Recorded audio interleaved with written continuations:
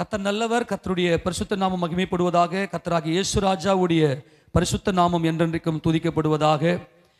கடந்த ஞாயிற்றுக்கிழமை நாம் தியானம் செய்த அந்த சத்தியத்தையே நாம் தொடர்ந்து தியானம் செய்ய போகிற வழக்கம் போல 2 நாளாகமத்தின் புத்தகம் 7வது அதிகாரம் 14, 15, 16 வசனங்களை நாம் வாசிக்கலாம்.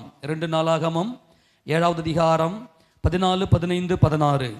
என் நாமம் தரிக்கப்பட்ட என் ஜனங்கள் தங்களை தாழ்த்தி ஜெபம் பண்ணி என் முகத்தை தேடி தங்கள் பொல்லாத வழிகளை விட்டு திரும்பினால் அப்பொழுது பரலோகத்தில் இருக்கிற நான் கேட்டு அவர்கள் பாவத்தை மன்னித்து அவர்கள் தேசத்துக்கு சேமத்தை கொடுப்பேன்.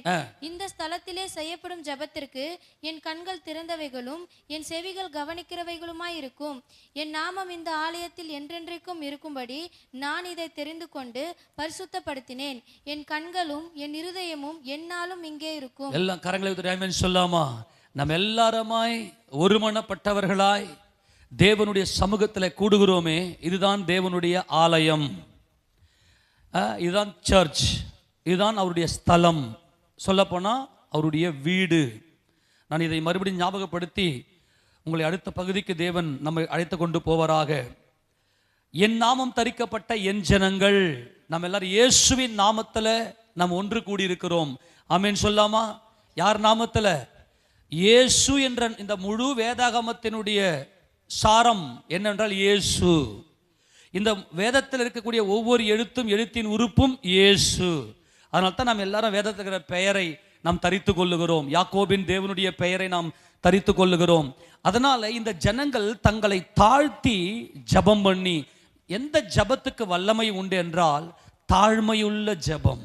தாழ்மையுள்ள ஜபம், அப்படியே மனசுல மனத்தாழ்மை, தேவனுக்கு முன்பதாக நாம் சாந்தமும் மனத்தாழ்மையை இருந்து கர்த்தராகிய இயேசு கிறிஸ்துவினுடைய முகம், என் முகம் என்று சொல்லுவது பிதாவாகிய தேவனுடைய வலது பாரசத்திலே உட்கார்ந்திருக்கிறவருடைய அந்த முகம். நம்முடைய ஜபத்தை முடிக்கும் போது நம்ம எப்படி முடிப்போம்? நம்ம இயேசுவின் நாமத்தில் வேண்டுகிறேன் பிதாவே. அப்ப அவருடைய முகத்தை நாம் தேடும் போது, என் நாமத்தில் நீங்கள் எதை கேட்டாலும் அதை நான் உங்களுக்கு செய்வேன் என்று கர்த்தர் சொல்லுகிறார். சரி, அப்போ தங்களுடைய முகத்தை தேடி தங்கள் பொல்லாத வழிகளை விட்டுட்டு, ஆமென். ஆலயம் அப்படின்னாவே என்னதுன்னு சொன்னேன்?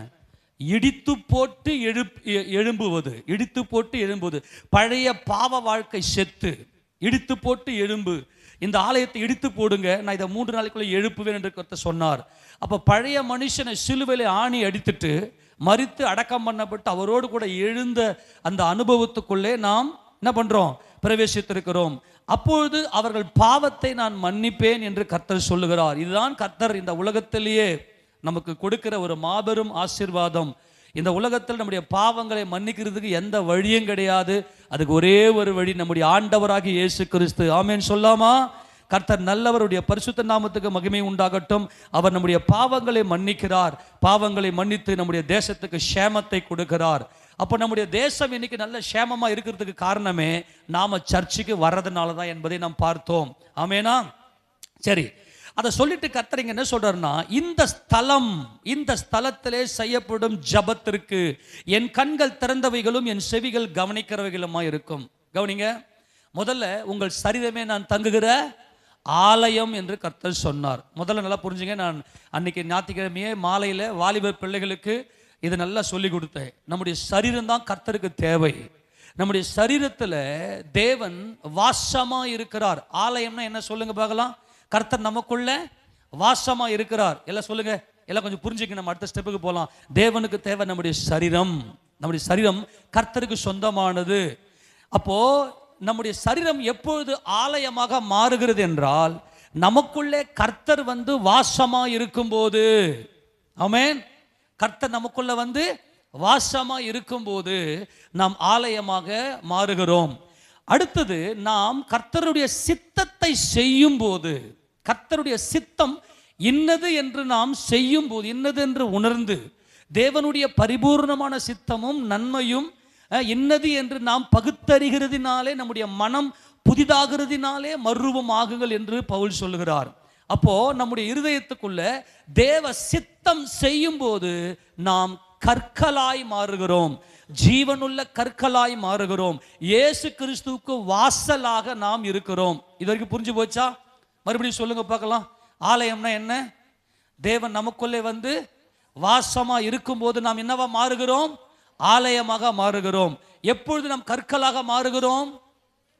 Very good. நாம் தேவ சித்தம் செய்யும் போது மாறுகிறோம். தேவ சித்தம் நம்ம எப்படி செய்ய முடியும்? பரிசுத்த ஆவியானவருடைய பலம், பரிசுத்த ஆவியானுடைய பலன் நமக்குள்ளே வந்து நிழடும் போது நாம் என்ன செய்யறோம்னாக்கா தேவ சித்தம் செய்கிறோம். தேவனுடைய பெரிதான நோக்கமே என்னன்னா மனுஷர்கள் மத்தியில அவர் வாசம் பண்ணுவது. இப்போ நாம எல்லாருமே கர்த்தர் நமக்கு செய்த நன்மைகளை நினைத்து எங்க அப்பாவை நாங்கள் ஆராதிக்க போகிறோம். எல்லாம் தேவ சித்தம் செய்கிறோம். எல்லாம் தேவனுக்கு எது பிரியம், எது அவருக்கு பிரியமான நன்மை, அவருடைய பரிபூர்ணமான சித்தம் எது என்று நாம் ஆராய்ந்து பகுத்தறிந்து தேவ சித்தம் செய்கிற நாம் ஒருவரோடு ஒருவர் ஒன்றாக இசைந்து இந்த கற்கள் எல்லாம் ஒன்று சேர்ந்து உள்ள மனமகிழ்ச்சியோடு உள்ள வரோம் இல்லையா? ஆமெனா? மனமகிழ்ச்சியோடு என் சகோதரர்களோடு என் சகோதரிகளோடு நான் என் தேவனை ஆராதனை செய்ய போகிறேன்னு சொல்லி ஓடி வருகிறோமே.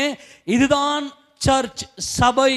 இதுதான் சபை. பல கற்கள் ஒன்றோடு ஒன்று இசைந்து கட்டப்பட்டு இசைவு யாரு மேலே எந்த கசப்பும் இல்லாமல் சகோதர சிநேகத்தோட அந்த ஒரு உள்ளத்துல ஒரு பந்தம் நம்முடைய உள்ளத்துல ஒரு பந்தம் இருக்கும்.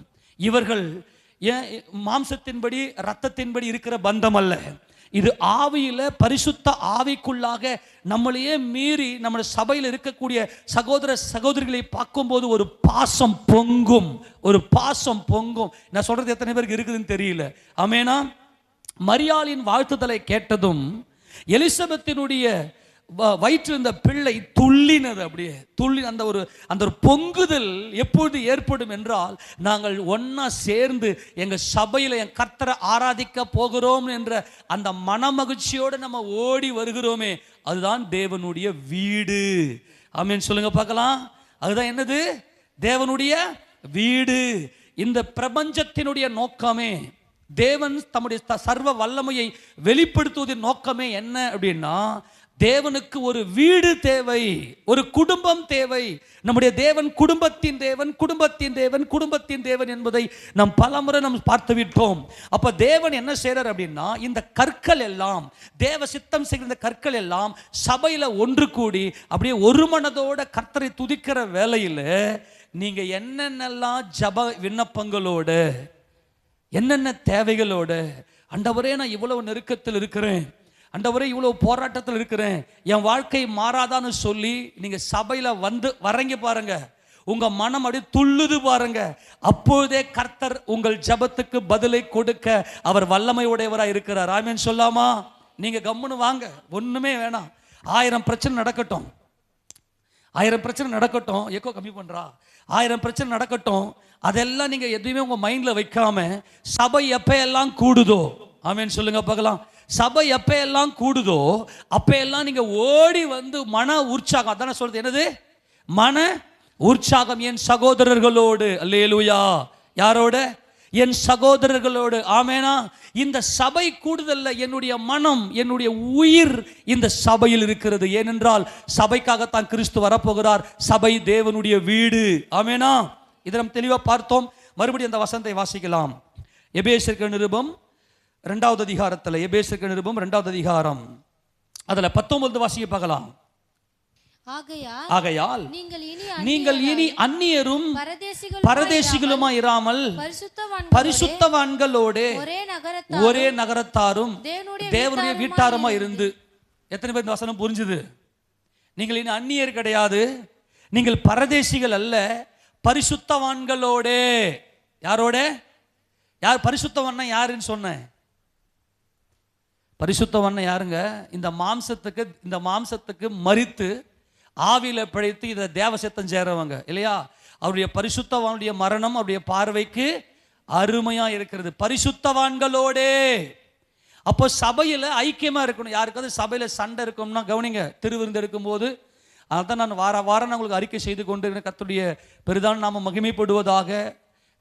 எந்த பாவத்தை ஒன்னா கர்த்தர் மன்னிச்சிருவாரு. இந்த மனசுக்குள்ள மற்றவங்க மேல பகை இருக்கும் பாருங்க, சபைக்குள்ளேயே மற்றவங்க மேல பகை கசப்பு இருக்கும் பாருங்க, அது பேய்த்தனும். யாக்கோபு சொல்லுவது பேய்த்தனும். அதை கர்த்தர் மன்னிக்கவே மாட்டார். மற்ற மனுஷனை மற்ற சகோதரனை சிருஷ்டித்தவர் கர்த்தர். அவரை நீ ஏன் பகைக்கிற? அப்படிப்பட்ட பகை இருக்கக்கூடாது. அப்போ எது தேவனுடைய வீடு? நாம் தேவனுடைய வீட்டார் என்றால் பரிசுத்தவான்களுடைய அசெம்பல் ஆகிறோமே. நமக்குள்ள ஒரு மனம். எந்த இடத்துல சபையில் இருக்கிறவங்கள பார்த்தாலும் ஸ்தோத்திரம் சொல்றோமா இல்லையா? ஆமெனா? கனம் பண்ணுவதில் முந்திக் கொள்ளுங்கள். அப்ப தேவன் எங்கே மகிமைப்படுகிறார்? நீ சர்ச்சுக்கு வர பாருங்க, இந்த ஸ்தலத்துல நீ ஒன்று கூடி மன மகிழ்ச்சியோட, என் சகோதரனே, நாம் நம்முடைய பிதாவை, நம்முடைய தேவனை ஆராதிக்கலாம் வா என்று சொல்லி ஒருமனப்பட்டவர்களாய் பிதாவாகிய தேவனை மகிமைப்படுத்தும்படி ஒன்று கூடுகிற நீங்கள் தேவனுடைய வீட்டார். ஆமென் சொல்லுங்க பார்க்கலாம். அல்லேலூயா. எத்தனை பேர் சந்தோஷமா இருக்கிறது? நம்மெல்லாம் யாருங்க? தேவனுடைய வீட்டார். நம்மெல்லாம் ஜீவனுள்ள கற்களாய் ஒன்று சேருகிறோம். அப்படியானால் ஒன்று சேர்ந்து தேவனை துதிக்கிற அந்த வேளையிலே நீங்கள் என்ன விண்ணப்பங்களோட வேண்டுதல்களோட நீங்க வாய் திறந்து கேட்டாலும் உங்கள் ஜபங்களுக்கு அப்பா பதில் கொடுக்கிறார். ஆமென் சொல்லுங்க. எந்த மகனையாவது தன்னுடைய அப்பா கிட்ட அப்பத்தை கேட்டா கல்லை கொடுப்பானா? ஆமென். மீனை கேட்டால் பாம்பை கொடுப்பானா? முட்டையை கேட்டா தேலை கொடுப்பானா? பொல்லாதவர்களாகிய நீங்களே உங்கள் பிள்ளைகளுக்கு நல்ல ஈவுகளை கொடுக்க அறிந்திருக்கும் போது பரமபிதாவானவர் நீங்கள் கேட்டுக்கொள்வதை கொடுப்பது அதிக நிச்சயம் அல்லவா? ஆமென். பரமபிதா, நான் தேவனுடைய வீட்டார். எத்தனை பேர் ஆமென் சொல்ல முடியும்? நான் எதை கேட்டாலும் எங்க அப்பா செய்ய வல்லவர். ஆமென் சொல்லுங்க பார்க்கலாம். எத்தனை பேர் சந்தோஷமா இருக்கிறது? நீங்க சபைக்கு வரும்போதெல்லாம் மன உற்சாகத்தோட கம்பீரத்தோட துள்ளி குதித்து நாங்கள் சபையாராய் ஒரு மனதோட நம்ம சபைக்கு வரதுடைய நோக்கமே என்ன நோக்கம் தெரியுமா? என் சகோதரனே, நாம் நம்முடைய அப்பாவை ஆராதிக்கிறோம். ஆமேனா? எல்லாம் கவனி. பாடல் பாடி ஆராதனை பண்ற இல்லையா? அதோட அர்த்தம் என்ன? சரி, இதை வாசிங்க, அப்புறம் அதுக்கு போகலாம். தொடர்ந்து வாசி மாத. மறுபடியும் 19 வாசி.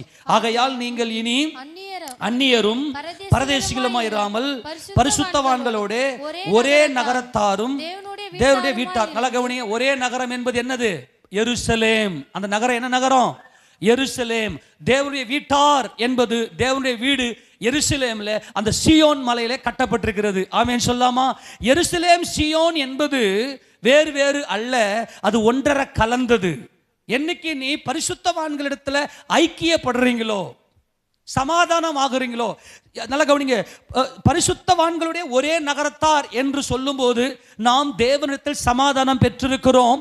நாம் தேவனிடத்தில் சமாதானம் பெற்றிருக்கிறோம் என்று சொன்னால் சகோதரர்களோடு சமாதானம் பெற்றிருப்போம். நீ காண்கிற உன் சகோதரத்தில் அன்பு கூறாவிட்டால் காணாதிருக்கிற தேவனிடத்தில் எப்படி அன்பு கூறுவாய் என்று அப்போஸ்தலன் யோவான் கேள்வி கேட்பதை நாம் பார்த்தோம். அப்போ ஒரே நகரத்தார் என்று சொல்லும்போது நம்முடைய மனதுக்குள்ளே சமாதானமும், தேவனுடைய வீட்டார் என்று சொல்லும் போது நம்முடைய உள்ளத்துல மனமகிழ்ச்சியும், ஜாய், என்ஜாய், ரிஜாய்ஸ், பிளஸர், எதை வேணா சொல்லிக்கலாம். இதுதான் தேவனுடைய வீடு. நான் சொல்றது புரியுதா? தேவனுடைய வீட்டார் என்றால் ஒரு அப்பா தம் பிள்ளை எப்படி வச்சுக்குவாரு? ஒரு அப்பா தம் பிள்ளை ஒரு பிள்ளை அழுது இருக்கும் போது அப்பா பார்த்துட்டு கம்னு போவாரா? அந்த பிள்ளையை விசாரித்து அந்த பிள்ளையுடைய சந்தோஷத்தை அப்பா செய்வாரே, அதே போலத்தான் நம்முடைய தகப்பன், நம்முடைய பிதாவாகிய தேவன் நம்ம எல்லாம் அசெம்பல் ஆகும்போது அவர் மகிமைப்படுகிறார். ஆமென். அவருக்கு எது மகிழ்ச்சி?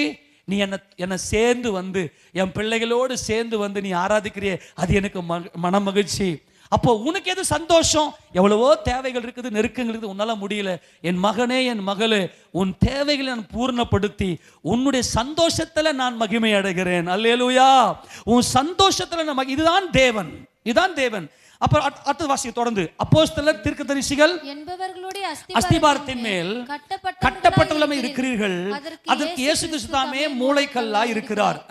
அவர் மேல் மாளிகை முழுவதும் இசைவாய் இணைக்கப்பட்டு கர்த்தருக்குள் பரிசுத்த ஆலயமாய் எழும்பு. இந்த இசைவாய் எல்லாரும் ஆமென் சொல்லுங்க.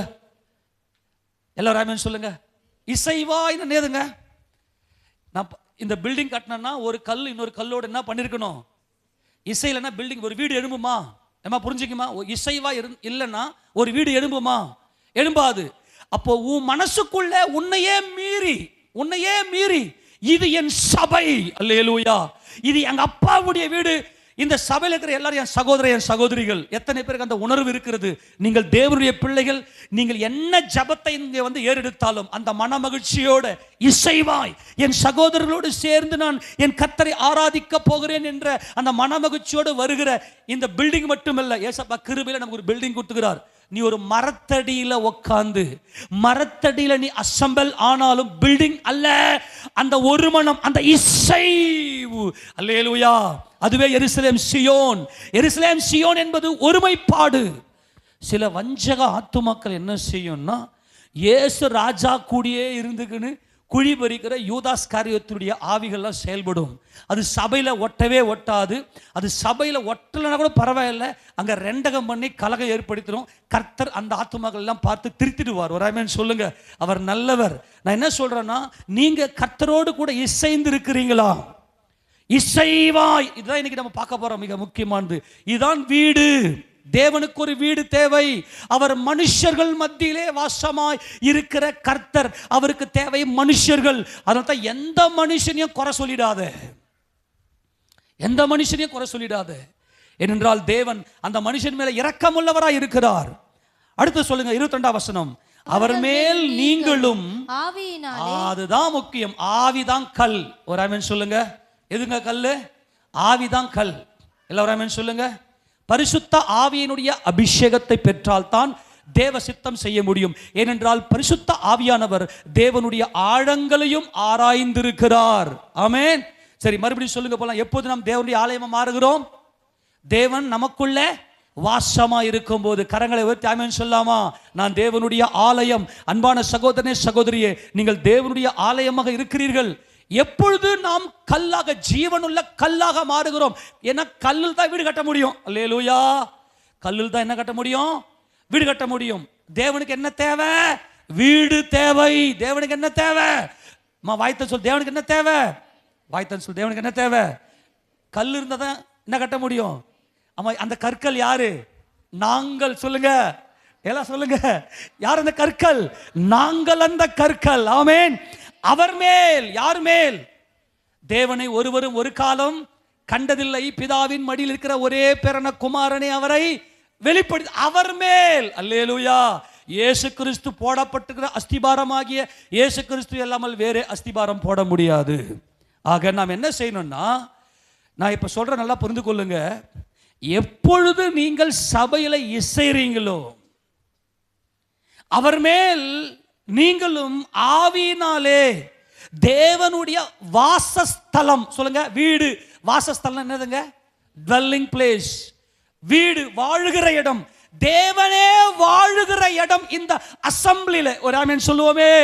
இப்ப தேவன் எங்கே வாழுகிறார்? தேவன் எங்கே வாழுகிறார்? நீங்கள் அவர் மேல் நீங்களும் ஆவியினாலே தேவனுடைய வாசஸ்தலமாக. சொல்லுங்க. தேவனுடைய, தேவனே வந்து வாழுகிற ஸ்தலம் எது தெரியுமா? நம்ம அசெம்பிள் ஆகிறோமே, இதுதான் தேவன் வந்து இந்த இடத்துல தான் வாழுகிறார். அப்போ நீங்கள் மனம் மகிழ்ச்சி, தேவன் மேல மனம் மகிழ்ச்சி இருக்குமே ஆனால் உங்க மைண்ட்ல என்ன இருக்கும்? எல்லாம் கவனிங்க. இந்த இடத்துல இப்ப தேவனை பார்க்குறீங்களா, தேவ பிள்ளைகளை பார்க்குறீங்களா? நான் கேட்குற கேள்விக்கு பதில் சொல்லணும். இந்த இடத்துல தேவனை பார்க்குறீங்களா, தேவ பிள்ளைங்களை பார்க்குறீங்களா? அப்ப அந்த தேவ பிள்ளை எவ்வளோ பெரிய மகிமை இல்லையா? அவர் ஆமென் சொல்லாமா? நம்முடைய விசுவாசத்தை தூண்டுகிற, நம்முடைய விசுவாசத்தை இன்னுமாய் அதிகமாய் ஊக்கப்படுத்துகிறத என் சகோதரன். அப்ப கர்த்தர் என்ன சொல்றாருன்னா, அவர் மேல் நீங்களும் ஆவியினாலே தேவனுடைய வாசஸ்தலமாக கூட்டி கட்டப்பட்டு வருகிறீர்கள். இந்த வீடு கட்டப்படுகிறீர்கள். அப்ப இன்னும் கட்டிக்கினே இருக்கிறோம். இன்னும் ஏகப்பட்ட கற்கள் வெளியே இருக்கிறது. ஆமெனா? அந்த கற்கள்லாம் வந்து அவங்க என்ன பண்ண, அப்போஸ்தலர், தீர்க்கதரிசிகள் என்னுடைய உபதேச, ஊழியக்காரருடைய உபதேசத்துக்கு ஒப்பு கொடுத்துருக்கணும். சரியோ தப்போ, நல்லா கவனிங்க, நீங்களாம் நியாயம் இருக்க கூடாது.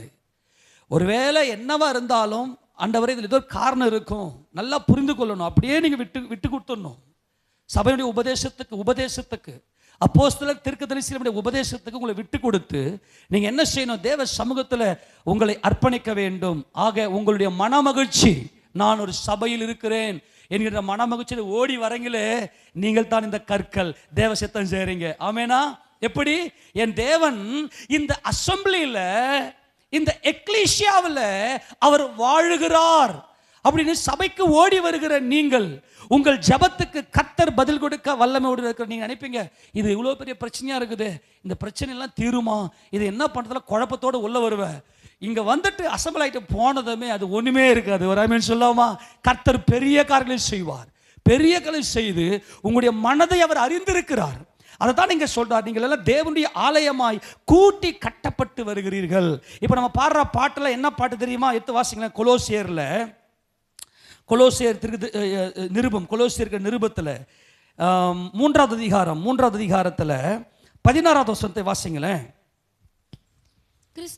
கிறிஸ்துவின் வசனம் உங்களுக்குள்ளே சகல ஞானத்தோடும் பரிபூரணமாக வாசமாய் இருப்பதாக சங்கீதங்களினாலும் கீர்த்தனைகளினாலும் ஞான பாட்டுகளினாலும் ஒருவருக்கொருவர் போதித்து புத்தி சொல்லிக் கொண்டு உங்கள் இருதயத்திலே கர்த்தரை பக்தியுடன் பாடி. கர்த்தர் எங்க இருக்கிறாருமா? நம்முடைய இருதயத்தில் இருக்கிறார். நம்ம இங்க பாட்டு பாடி கர்த்தரை ஆராதிக்கிறோமே, அது என் சகோதரனுக்கு நான் சொல்லுகிற புத்தி. கவனி கவனி கவனி. கர்த்தர் எங்க இருக்கிறார்? நம்முடைய இருதயத்தில் இருக்கிறார். இதுதான் ஆலயம். நல்ல கவனி, இதுதான் ஆலயம்.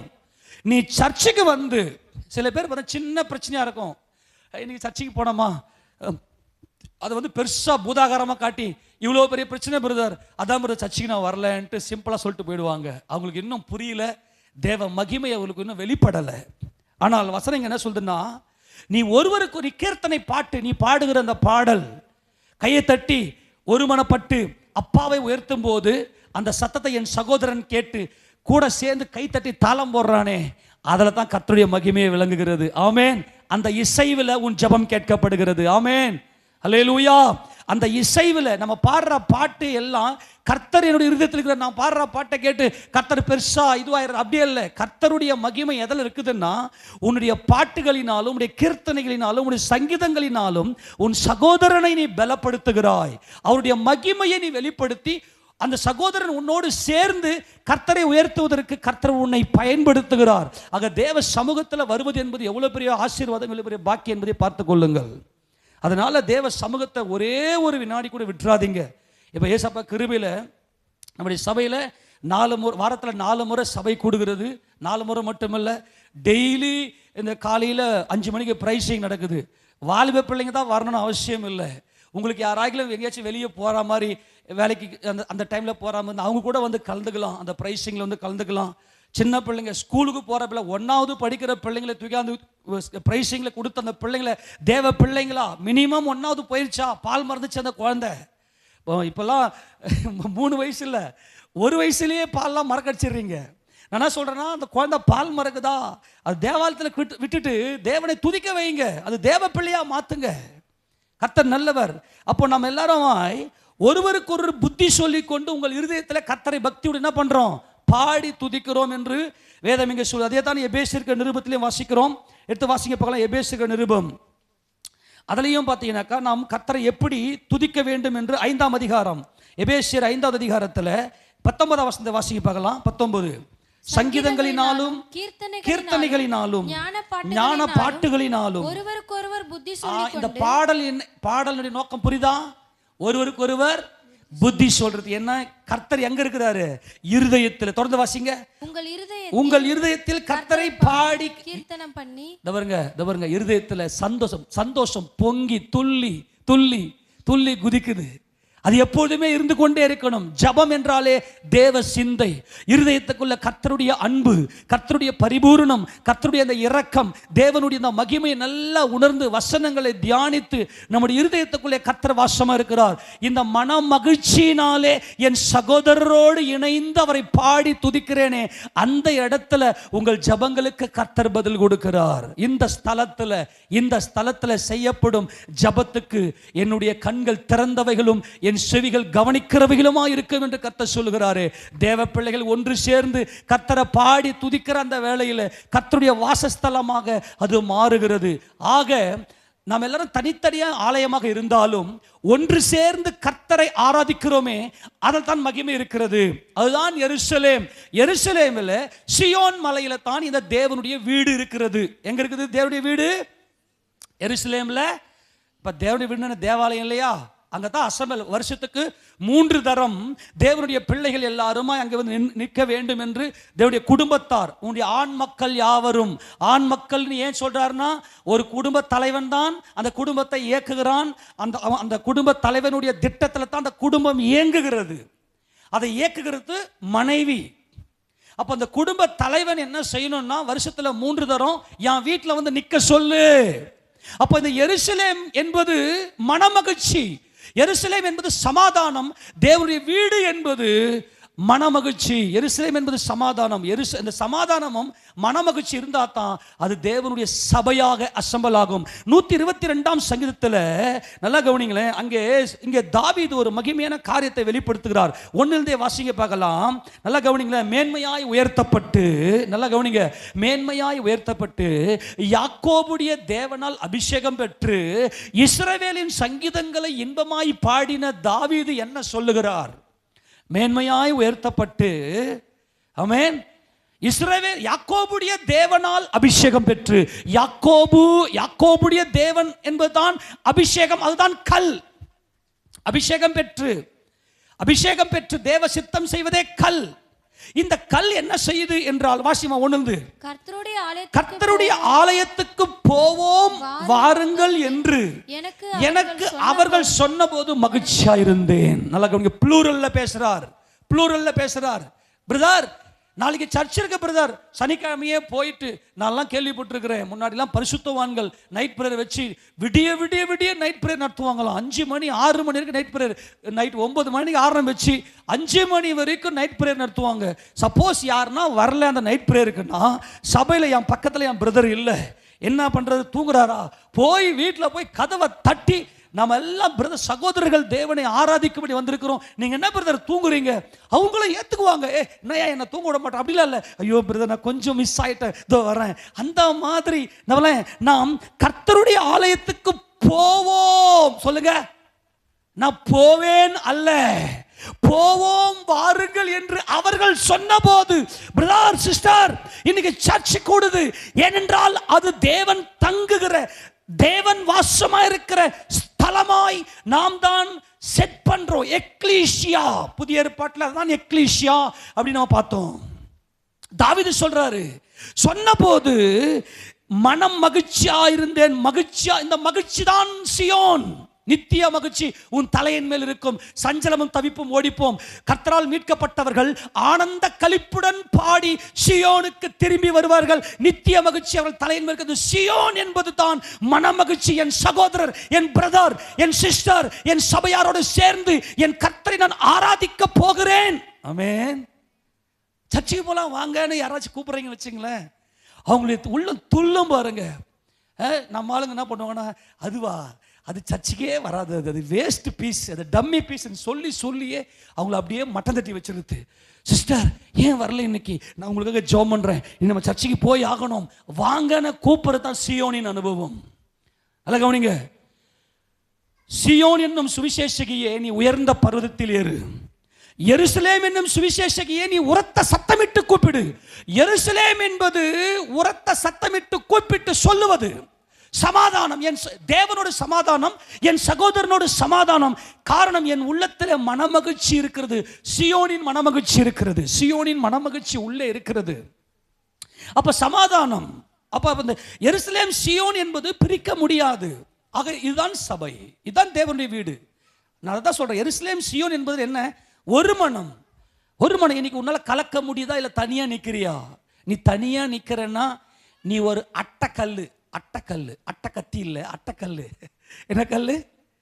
கல்லை அட்டையில செஞ்சு சும்மாடி கல்லு மாதிரி அது சோதனைக்கு உட்படுத்தி வைக்கும் போது டம்மி பீஸா போயிடும். உன் மனமகிழ்ச்சியில கர்த்தரை நோக்கி பார்த்திருப்பேன்னா உனக்குள்ள மனமகிழ்ச்சி இருக்குமே, ஆனால் அது அவ்வளவு மகிமையா இருக்கும். தொடர்ந்து வாசிக்க 2ஆம் வசனம். எருசலேமே உன் வாசல்களில் என் கால்கள், எங்கள் கால்கள், சொல்லுங்க யார் கால்கள்? எங்கள் புளூரல்ல பேசாத பாருங்க. எங்கள் கால்கள் நிற்கலாயிற்று. ஏனென்றால் எருசலேம் சமாதானத்தின் நகரம், எருசலேம் மகாராஜாவின் நகரம், எருசலேம் சர்வபூமியின் நகரம், சர்வபூமியின் மனமகிழ்ச்சி. அந்த எருசலேமில் எங்கள் கால்களா நாங்கள் பாத்திரன் அல்ல, என் தேவ கிருபை என்பதை இங்க தாவீது சொல்கிற. எருசலேமே, உன் வாசல்களில் எங்கள் கால்கள் நிற்கல் ஆயிற்று. ஏனென்றால் அது தேவ சித்தம் செய்து தேவனோடு சமாதானம் பெற்றிருக்கிறது. நீ தேவனோடு சமாதானம் பெற்றிருக்கிறது உண்மையானால் உன் சகோதரர்களோடு சமாதானமாய் இருப்பாய், உன் குடும்பத்தில் சமாதானம் இருக்கும். நீ சபையில் இணைந்திருக்கிறியா, இல்ல சபையில இசைந்திருக்கிற மாதிரி ஏமாத்துறியா? அடுத்த வசனம் வாசிங்க. எருசலேம் இசை வினைப்பான நகரமாய் கட்டப்பட்டு இருக்கிறது. கையை தட்டி இசை வினைப்பு, இசைந்து ஒரு கல்லின் மேல் ஒரு கல்லோடு சேர்த்து சபையில் இருக்கக்கூடிய அத்தனை பேரும் தேவனுடைய பிள்ளைகள். இசைவாய் என் கர்த்தரை ஆராதிக்க போறேன். ஆமெனா. எவ்வளவு நமக்குள்ள பலவீனங்கள் ஏற்பட்டாலும் ஒருவர் பாரத்தை ஒருவர் சுமந்து கிறிஸ்துவின் பிரமாணத்தை நிறைவேற்றுகிறோமே. இந்த எருசலேம் எப்படிப்பட்டது என்றால் இசைவினைப்பான நகரம். இசைவினைப்பான நகரம். இந்த இசைவினைப்பான நகரம் என்று சொன்னாவே தேவனோடு நீ சமாதானம் பெற்றிருப்பாயானால் உன் சகோதரனோடு சமாதானமாய் அப்படியே எதிர வரும்போதே ஐயோ அது வருது அது வர ஸ்தோத்திரம் வர சொல்லணும் மறைஞ்சிங்களாம் போயிடுறீங்க நிறைய பேர். நீங்கள் காலையில் எழுந்த உடனே நீங்கள் என்ன பண்ணுங்க, சபையில் இருக்கிற நம்முடைய சகோதர சொல்ல பார்த்தீங்கன்னா நீங்கள் என்ன பண்ணணும், விடக்கூடாது. ஆமே சொல்லு. என்ன பண்ண மாட்டேன், நான் விட மாட்டேன் சொல்லுங்க. என் சகோதர சகோதரிகள் என்ன பண்ண மாட்டேன், அவங்க எதனா செஞ்சிருக்கட்டும். பிரதர் நின்று, பிரதர் நின்று ஸ்தோத்திரம் பிரதர், ஏதோ ஒரு பிஸியில் இருக்கிறாங்க, விடக்கூடாது. ஏன்னா எனக்குள்ள மனமகிழ்ச்சி இருக்கிறது, சியோனின் மனமகிழ்ச்சி இருக்குது. நான் எருசலேமில் இருக்கிறேன், என் சகோதரனுடைய அந்த இடத்துல தேவ பிரசன்னம் இறங்கு தெரியுமா? நீங்க ஸ்தோத்திரம் சொல்ற அந்த இடத்துல தேவனுடைய வாசஸ்தலமாய் அந்த இடம் மாறுகிறது. நீங்க போற காரியத்தெல்லாம் கர்த்தரை வாய்க்கப்படும். நீங்க காலையில் எழுந்து உன் சகோதரனை உன் சகோதரியை பார்த்துட்டு ஒரு பிரைஸ் லார்ட் சொல்லிட்டு போங்களேன். காலையில் எழுந்து மனைவிக்கு கணவனுக்கெல்லாம் பிரைஸ் தி லார்ட் சொல்ல கத்துங்களேன். வீட்டில் இருக்கிற ஒருத்தரோட ஒருத்தர் பிரைஸ் தி லார்ட் சொல்ல கத்துங்களேன். அப்படி சொல்லி பாருங்களேன், பிரைஸ் தி லார்ட். அதே மாதிரி உடைய சபையாருக்கு ஒரு நல்ல ஸ்தோத்திரம் சொல்லி ஒரு பிரைஸ் தி லார்ட் சொல்லிட்டு போங்க. உங்க காரியத்தை கர்த்தர் நடத்துவார். ஏன்னா அந்த இடத்துல தேவன் வாசமா இருக்கிறார், அந்த இசை வினைப்பில். ஏன்னா உள்ளத்துல என்ன இருக்குது, மனமகிழ்ச்சி இருக்கிறது.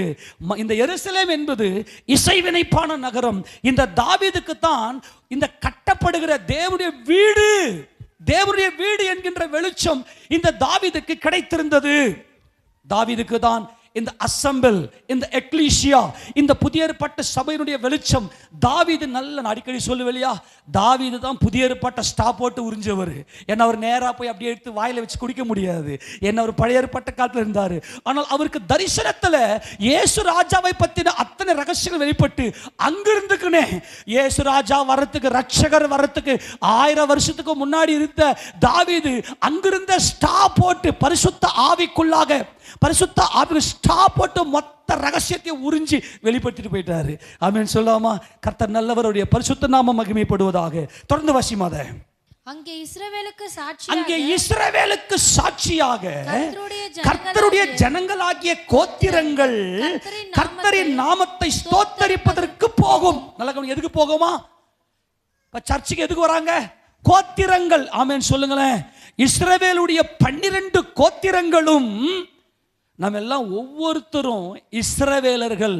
ஆவிக்குரிய பவுல் சொல்லுவாரு, மாம்சத்தின்படி இஸ்ரவேலை பாருங்கடா அப்படின்னுவாரு. அப்ப மாம்சத்தின்படி இஸ்ரவேல் நாங்க பாருங்க அப்படின்னா நம்மள என்னன்னு சொல்றாரு? ஆவிக்குரிய இஸ்ரவேலர்கள். ஆமென்.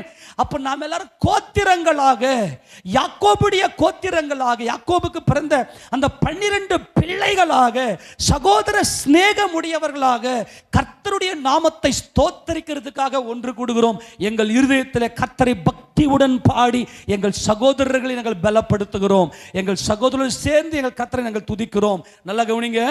இது சியோனின் அனுபவம். 5ஆம் வசனம் வாசிங்க. அங்கே தாவீதின் வம்சத்தாருடைய சிங்காசனங்களாகிய நியாயாசனங்கள் வைக்கப்பட்டிருக்கிறது. அங்க என்ன இருக்குதுங்க? இந்த சியோனின் அனுபவம் என்ன தெரியுமா? சியோனிலிருந்து வேதமும் எருசலேமிலிருந்து கர்த்தருடைய வசனமும் வெளிப்படும். சியோனிலிருந்து வேதமும் எருசலேமிலிருந்து கர்த்தருடைய வசனமும் வெளிப்படும். இந்த தாவீதுடைய சிங்காசனம் அப்படின்னு சொன்னா என்ன அர்த்தம்னா, வேதத்தை நல்லா ஆராய்ச்சி பண்ணி நல்லா ஆராய்ந்து தேவனுடைய சித்தம் என்ன, தேவனுடைய தீர்ப்புகள், தேவனுடைய நியாயங்கள் என்னது, அவங்க தான் சிங்காசனத்தில் உட்கார முடியும். சியோனில் போயிட்டு சிங்காசனத்தில் உட்கார வேதத்தை ஆராய்ச்சி பண்ணி தாவீது என்ன செய்தார்னா தம்முடைய ஜனங்களுக்கு நியாயங்களையும் நீதியும் செய்தார். நாளாகம புத்தகத்தில் வாசிக்கிறோம், தாவீது ராஜா நீதி உள்ளவராய் தம்முடைய ஜனங்களை ஆளுகை செய்தார். அப்ப நம்ம சபைக்கு வருகிற நோக்கம் என்னவென்றால், நம்ம நல்லா வேதத்தை ஆராய்ந்து பார்த்து தேவனுடைய நீதி நியாயங்கள் என்ன என்பதை நாம் ஆராய்ந்து பார்க்க வேண்டும். ஆக இந்த சியோனிலே இந்த சிங்காசனம் இருக்கிறது. இங்கே தாவீதுடைய சிங்காசனம், தாவீதுடைய ராஜாசனம்.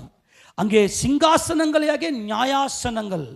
இங்கே சத்தியம் தெரியும், சத்தியம் தெரிஞ்சிருக்கும். இதுதான் தாவீதுடைய சிங்காசனம். இவங்க நம்மளாம் ஒன்று சேர்த்து எதுக்கு நல்லா அவரை பாடி துதிச்சுட்டு அவருடைய வார்த்தைகளை தியானிக்கிறோம். கர்த்தருடைய நீதி நியாயங்களை நாம் தியானிக்கிறோம். நமக்கு நீதி தெரிஞ்சிருக்கணும், நமக்கு சத்தியம் தெரிஞ்சிருக்கணும். ஆதியாகமத்திலிருந்து வெளிப்படுத்தின விசேஷம் வரைக்கும் பைபிள் ஸ்டடி நமக்கு நல்லா, நம்முடைய பரிசுத்த ஆவியன் நமக்குள்ளே ஊறி இந்த ரகசியங்களை நமக்கு சொல்லியிருக்கணும். அப்போ இப்படிப்பட்ட பைபிளுடைய ரகசியங்கள் தெரிஞ்சிருந்து நம்ம கர்த்தரை ஆராதிக்கிறது என்பது பயங்கர வல்லமையானது. இந்த சபையில் தேவனை துதிக்கிற சுரமண்டல துதியும் சுரமண்டல ஓசையும் தேவனுடைய அந்த நீதி நியாயங்கள், தன்னுடைய சகோதரர்களுக்காக பலியாகிற அந்த அன்பு, அதுதான் தாவீதுடைய சிங்காசனத்துடைய நியாயங்கள். தாவீதுக்கு இந்த நியாயாசனம், இந்த நியாயம் தெரியும். இந்த இஸ்ரவேலுக்கு தான் தேவன் தம்முடைய பிரமாணங்களை வெளிப்படுத்தி கொடுத்தார் என்று நாங்கள் சங்கீதத்தில் வாசிக்கிறோம். வேற எந்த ஜாதிக்கும் அவர் என்ன பண்ணல, அவருடைய பிரமாணங்களை கற்றுக் கொடுக்கவில்லை. அவர் இஸ்ரவேலுக்கு மட்டும்தான் தம்முடைய நீதி நியாயங்களை கற்றுக் கொடுத்தார் என்று நாம் அது வேதத்திலே வாசிக்கிறோம். தொடர்ந்து வாசிக்கும் போது புரியுதா இல்லையா? இங்க என்ன இருக்குது? தாவீது சிங்காசனத்தின் நியாயாசனங்கள் இருக்கிறது. கோத்திரங்கள் என்று சொல்லும் போது துதி இருக்கிறது. நம்முடைய வாயில் என்ன இருக்குது? கர்த்தரை பாடி உயர்த்துகிற துதி இருக்கிறது. அடுத்த வசனம், 6ஆம் வசனம். எருசலேமின் சமாதானத்துக்காக வேண்டிக் கொள்ளுங்கள், உன்னை நேசிக்கிறவர்கள் சுகித்திருப்பார்கள். எருசலேம் என்பது சமாதானம். நாம் தேவனுடைய ஒப்புரவாகி இருக்கிறோம். ஒப்புரவாக்கிற ஊழியத்தையும் ஒப்புரவாக்கிற உபதேசத்தையும் கர்த்தர் எங்களுக்கு ஒப்பு கொடுத்தார் என்று அப்போஸ்தலன் பவுல் சொல்றது. ஒப்பு கொடுத்தல், அந்த ஒப்பு கொடுத்தல் என்பது கான்செப்ட் என்னவென்றால், நாங்கள் எருசலேமிலே வாசமா இருக்கிறோம். உன் அலங்கத்துக்குள்ளே சமாதானமும் உங்கள் அரமனைக்குள்ளே சுகமும். எல்லா கரங்களை ஊத்தலாமே சொல்லாமா? நீ தேவனை ஆராதனை பண்ணிட்டு போற பத்தியா, நீ சகோதர ஸ்நேகத்தோட உள்ள வந்து ஆராதனை பண்ணிட்டு போற பத்தியா, உன் குடும்பத்தில் சமாதானத்தை குலைக்கிறதுக்கு சத்துருவால முடியாது. எத்தனை பேர் கையை தட்டி ஆமென் சொல்ல முடியும்? உன் குடும்பத்தில் சமாதானமும் உன் அலங்கத்திற்குள்ளே சமாதானமும் உன் அரண்மனைக்குள்ளே சுகமும் இருக்கும். நல்ல கவனிங்க, இருப்பதாக அப்படின்னு என்னது? அது இருக்கும், அதை தடுக்கவே முடியாது. நீ தேவ பிள்ளை, நீ தேவ பிள்ளை, தேவ சமூகத்தில் வந்து தேவ பிரசன்னத்தில் வந்திருக்கிற. அப்போ கர்த்தர் என்ன சொல்றாருன்னா, அடுத்த வசனம் வாசிங்களேன். என் சகோதரர் நிமித்தமும் என் சிநேகிதர் நிமித்தமும் உன்னில் சமாதானம் இருப்பதாக என்பேன். அப்ப சமாதானமே எங்க இருக்குது? நீ ஒடியாந்துடணும். எப்ப எல்லாம் சபை கூடுதோ அப்ப எல்லாம் ஓடி வந்து என் சகோதரர், என் சகோதரர். இங்க தாங்க தேவன் வாழுகிறார். இங்க தான் தேவன் வந்த ஒருமைப்பாடு தான் புதிய ஏற்பாட்டு சபை. ஒருமைப்பாடு தான் புதிய ஏற்பாட்டு சபை. கம்பேனியன், அங்க சிநேகிதர் அப்படின்னு என்ன தெரியுமா? அந்த ஃபெலோஷிப், அந்த ஃபெலோ கம்பேனியன். நாங்கள் இசைந்திருக்கிறோம்ன்றாரு. எல்லாம் கவனிங்களேன். என் சகோதரர், என் சிநேகிதர், நாங்கள் இசைந்திருக்கிறோம். ஏன்னா சகோதரனை போல சிநேகிக்கிறவனும் உண்டு. நல்ல ஒரு உறவு எது தெரியுமா? சிநேகிதன். நிறைய விஷயங்களை அப்பா அம்மா கிட்ட ஷேர் பண்ண முடியாம, சகோதரரை ஷேர் பண்ண முடியாத கூட சிநேகிதன் கிட்ட ஷேர் பண்ணலாம். இப்போ இங்க தாவீது என்ன சொல்றாருன்னா, என் சகோதரர் நிமித்தமும் என் சிநேகிதர் நிமித்தமும் உன்னில் சமாதானம் எப்பப்ப இருப்பதாக. உன் வீட்டுக்குள்ள நீ தேவ சமூகத்தில் வந்து ஆராதனை பண்ணிட்டு நீ போங்களேன், உங்களையே மீறி இந்த பிரச்சனை எப்படா போச்சு? நீங்க நிறைய பிரச்சனையோடு இருப்ப, அந்த பிரச்சனைக்கு எப்படி ஜெபிக்கணும்னு கூட தெரியாது. வந்து ஏதோ பேன கையை தட்டு ஆராதனை பண்ணிட்டு போயிட்டு இருப்ப. அங்க பார்த்தா அந்த பிரச்சனையே இல்லாம போயிருக்கும். ஆமேனா? நான் சொல்றது தயவு செய்து கொஞ்சம் உணர்ந்து கொள்ளுங்க. நான் இதை உணர்ந்திருக்கிறேன். என்னையே மீறி என் பிரச்சனைகளை என்னை விட்டு போனதை நான் தேவ சமூகத்தில் ஒன்று கூடி ஆராதனை செய்துவிட்டு வந்த போதெல்லாம் பின்னாட்களில் உணர்ந்திருக்கிறேன், அந்த பிரச்சனை எங்கே போச்சு, நான் ஒரு முயற்சியும் பண்ணலையே. அப்படியானால் இந்த ஸ்தலத்தில் செய்யப்படுகிற ஜெபத்துக்கு என் கர்த்தர் பதில் கொடுத்திருக்கிறார். ஆமென், அல்லேலூயா. நீங்கள் ஒன்று சேர்ந்தீங்கன்னாவே அந்த இடத்துல ஒரு பெரிய மகிமை இருக்கும். அப்புறம் எங்கள் தேவனாகிய கர்த்தரின் ஆலய நிமித்தம் உனக்கு நன்மை உண்டாக தேடுவேன். உனக்கு என்ன உண்டாக தேடுவேன்? நன்மை உண்டாக தேடுவேன் என்று இங்கே கர்த்தர் நமக்கு சொல்லுவதை இங்கே பார்க்கிறோம். ஆக இங்கே நமக்கு தேவன் என்ன சொல்லி கொடுக்கிறார் என்றால், இந்த தாவீதுக்கு தான் கர்த்தருடைய வீட்டை குறித்த ஒரு மகிமையான வெளிப்பாடு கிடைச்சது. வீடு கட்டுகிறவர்களால் ஆகாதென்று தள்ளின கல்லு மூளைக்கு தலைக்கல்லாயிற்று, அது கர்த்தரால் ஆயிற்று. அது நம்முடைய கண்களுக்கு ஆச்சரியமா இருக்கிறது. இஸ்ரவேலர்கள் தள்ளிவிட்டார்கள் அந்த மூளை கல்லை, நாம் பிடித்து கொண்டோம், நாம் பற்றி கொண்டோம், அவரில் நாம் இசைந்து விட்டோம். இது நம்ம எல்லாரும் தேவனுடைய வீடாக இருக்கிறோம். அல்லேலூயா. சரி, கவனிங்களேன், இந்த தேவனுடைய வீடு என்கின்ற இந்த ரகசியத்தை இங்கே சங்கீதக்காரனாகிய தாவீது இந்த ஒருமனப்பட்டவர்களாய், ஏனென்றால் இந்த சபை கூடுதல் என்பது பண்டிகை. அந்த வசனம் வாசிங்களேன், 42வது சங்கீதத்தில் சங்கீதக்காரன் பேசுவதை பார். 42:4 வாசிங்க பார்க்கலாம். 42:4. முன்னே நான் பண்டிகையை ஆசரிக்கிற ஜனங்களோடு கூட நடந்து கூட்டத்தில் களிப்பும் துதியுமான சத்தத்தோட தேவாலயத்திற்கு போய் வருவேனே. இவைகளை நான் நினைக்கும் போது என் உள்ள எனக்குள்ளே உருகுகிறது. அல்லேலூயா. இது பண்டிகை. பண்டிகை என்னங்க இருக்கும்? நல்ல விருந்து இருக்கும், நல்ல விருந்து இருக்கும். பண்டிகை என்னது? பண்டிகைகள் என்னப்பா பண்ணுவோம்? முன்னாடிலாம் பண்டிகை, இப்போதான் பண்டிகைலாம் நமக்கு ரொம்ப ரேரா போச்சு இல்லையா? பண்டிகைகள் நம்ம என்ன செய்வோம்? நல்ல விருந்து வச்சு நல்ல மனமகிழ்ச்சியோட கொண்டாடி சந்தோஷமா இருப்போம். அப்ப தேவனுடைய சபை அப்படின்னாவே பண்டிகை, ஒன்று கூடுறது. முன்னே நான் பண்டிகையை ஆசரிக்கிற ஜனங்களோடு எப்பெல்லாம் சர்ச் கூடுதோ, எப்பெல்லாம் சபை அசெம்பிள் ஆகுதோ, அதெல்லாம் பண்டிகை. ஆமேன் சொல்லாமா? என் கர்த்தரை பாடி துதிக்கிற பண்டிகை. நான் இதெல்லாம் மைண்டில் வச்சு தான் புதன்கிழமை கூட ஸ்நாக்ஸ் எல்லாம் கொடுக்கணும் நிறைய ட்ரை பண்ணேன். ஆனால் கொஞ்ச நாள் கேப்பில் இல்லாமல் போயிருச்சு. நிறைய கொஞ்சம் பிரச்சனை நிமித்தமாக கர்த்தர் செய்வாராக. நம்மளாம் ஒன்று கூடணும்னாவே நல்ல மகிமையாக செயல்படுத்துவோம். அதே மாதிரி வீட்டில் ஒன்று கூடணும்னாவே, இப்போ நிறைய நீங்கள் கொஞ்சம் ஃபாரின் கண்ட்ரீஸ்லாம், கொஞ்சம் நல்லா நாலேஜ் உள்ள கண்ட்ரீஸில் நீங்கள் போனீங்கன்னா வீட்டு கூட்டம்லாம் எப்படி தெரியுமா நடக்கும்? ஒன்று சேருவாங்க, அங்கே நல்லா பெருசாக பாட்டு பாடி பெரிய அப்படியே ஆவியில் நிறைஞ்சி அப்படியே குதிச்சுலாம் அதெல்லாம் நடக்காது. அவங்க வீட்டுக்குள்ளே போயிட்டு ஒரு சின்ன ப்ரேயர் ஒன்று பண்ணிவிட்டு அவங்க கொடுக்குற சாப்பாடை சாப்பிட்டு வருவாங்க. அதுதான் வீட்டு கூட்டம், வேறு எதுவுமே இல்லை. அந்த வீட்டில் போயிட்டு ஒரு சின்ன ப்ரேயர் பண்ணி அசெம்பிள் ஆகி, கர்த்தாவே எங்களை இந்த குடும்பத்தில் கூட்டுங்க உங்களுக்கு ஸ்தோத்திரம்னு சொல்லிட்டு அங்கே இருக்கிற அந்த சாப்பாடு அவங்க கொடுக்குற எதுவாக இருந்து ஏதோ ஒன்று சாப்பிட்டுட்டு மனமகிழ்ச்சியாக வருவாங்க போகிறாங்க. இதுதான் அநேக நாடுகளில் வீட்டு கூட்டமாக இருக்கிறது. ஆனால் நம்ம ஆட்களுக்கு இன்னும் அந்த நல்ல அந்த ஒரு மனமகிழ்ச்சி இன்னும் வரணும். அவங்களுக்கு நல்லா இன்னும் பலன் ஆகணும். நம்முடைய சகோதரர்களை பார்க்கும்போது அந்த மனமகிழ்ச்சி, நான் என் சகோதரர்களோடு என் கர்த்தரை ஆராதிக்கிறேனே. இப்போ உதாரணத்துக்கு நீ கற்பனை பண்ணிங்களேன், யாருமே சர்ச்சில் நீங்கள் ஒரே ஆள் மட்டும் நிற்கிறீங்க, என்ன பண்ணுவீங்க? அப்படியே பேந்த முழிப்பீங்க. நான் மட்டும் ஏன்டா நிற்கிறேங்க? உண்மையிலே எனக்குள்ள விசுவாசம் இருக்குதா? எல்லாரும் வேற மாதிரி போயிருக்கிறேன், நான் மட்டும் இங்கே வந்து நிற்கிறேன்ற மாதிரி பல கேள்விகள் உனக்குள்ளே வந்துடும். உண்மையா இல்லையா? அப்போ தேவன் உன் சகோதரனை கொண்டு தான் உன் விசுவாசத்தை பலப்படுத்துகிறார். ஆமேனா? அதை நல்லா புரிந்து கொள்ள வேண்டும். முன்னே நான் பண்டிகையை ஆசரிக்கிற ஜனங்களோடு, அதான் அந்த இசைவில தான் கர்த்தர் வாழுகிறார். பண்டிகையை ஆசரிக்கிற ஜனங்களுடைய கூட நடந்து கூட்டத்தின் களிப்பும், கூட்டம் நமக்கு என்ன கொடுக்கும்? களிப்பை கொடுக்கும். என் பிரதர்ஸோடு சேர்ந்து என் கர்த்தரை ஆராதிக்கிறேன். அந்த இடத்துல நம்முடைய ஜபங்களுக்கு கர்த்தர் பதில். துதியுமான சத்தத்தோட தேவாலயத்துக்கு போய் வருவேனே. இவைகளை நான் நினைக்கும் போது என் உள்ள எனக்குள்ளே உருகுகிறது. அந்த மகிழ்ச்சி, அந்த உள்ளம் உருகுதல் என்பது ஆழ்மனதினுடைய அந்த உள்ள உருக்கத்தில் கர்த்தர் வாழ்கிறாரே, அதுதான் சியோனின் அனுபவம். அந்த சியோனின் அனுபவம் நமக்குள் இருக்குமே ஆனால் நம் சகோதரருடைய இசைந்திருப்போம். எப்படி இருப்போம் சொல்லுங்க? எப்படி இருப்போம்? இசைந்திருப்போம். 55ஆம் சங்கீதத்திலையும் இங்க தாவீது சொல்லுவாரு, நாங்கள் ஆலயத்துக்கு எப்படி போயிட்டு வருவோம்னு சொல்லி. 14ஆம் வசனத்தை வாசிங்க. டே அகித்தோப்பேலே, நாம் ஒருமித்து இன்பமான ஆலோசனை பண்ணி கூட்டத்தோட தேவாலயத்துக்கு போனோமேடா. அல்லேலூயா.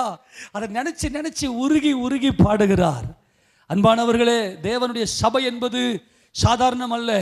நீ உள்ள வந்து அசெம்பிள் ஆயிட்டு போயிட்டுனாவே உன் குடும்பத்தில் ஒரு தேவ மகிமை உன் கூடவே இருக்கும். ஆமேனா?